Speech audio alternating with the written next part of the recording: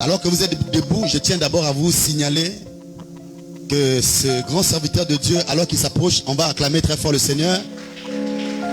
J'aimerais le dire devant lui, prophète, que le Seigneur vous bénisse. Est-ce que vous appréciez le prophète Joseph perfection? Est-ce que vous appréciez le prophète Joseph perfection? Que le Seigneur vous bénisse richement. Prophète, asseyez-vous d'abord, prenez place et vous allez venir. J'aimerais dire, je suis très content de donner ce témoignage.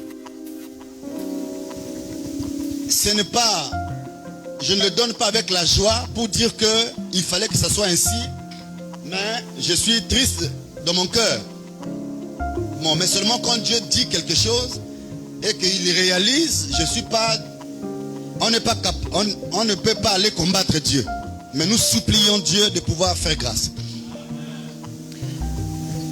Cet homme de Dieu que vous voyez ici, il est jeune d'âge, mais moi j'avais vu en lui un grand don. Certainement beaucoup de ma génération n'avaient pas saisi ça comme ça. Mais j'ai reconnu dans ce frère un véritable don de prophétie. Il a la grâce de Dieu. Je me suis dit, d'ailleurs même le pasteur Jackie m'a même dit qu'il faut qu'on soit ensemble. Parce que je lui ai déjà parlé de lui et il m'a même dit qu'il apprécie beaucoup son don. Il lui a suivi, il dit, c'est un bon élément pour le royaume. Amen. Alors, le prophète Joseph que vous voyez ici, jeune de son état, il est encore à fleur d'âge. Il a fait des prophéties du haut de cette chair. Si la chair parle, la chair allait parler. Beaucoup de choses sont réalisées. Dans la vie des frères, la vie des sœurs, alléluia. Même moi-même, il m'a dit des choses, réalisation. J'ai dit, oh, ça c'est une grâce. Maintenant, je sais qu'en Afrique, il y a un défaut. Quand on détecte un don, au lieu de lever le don, on se bat à faire quoi?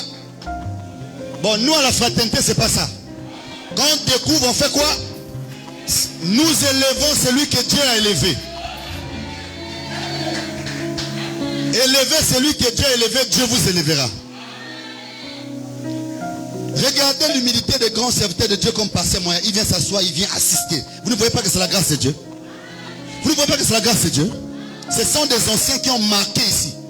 Ce qui est arrivé à Goma, les rebelles ont pris Goma. C'est lui qui a prophétisé ça. À peine ici. Vous vous souvenez, non? Est-ce que lesquels qui se souviennent? On acclame le Seigneur. Donc c'est la vérité. Ah. Il a prophétisé ça à peine. Même là où j'étais le jour-là, je disais Seigneur, mais comment ça? En tout cas, j'étais perdu dans mon esprit.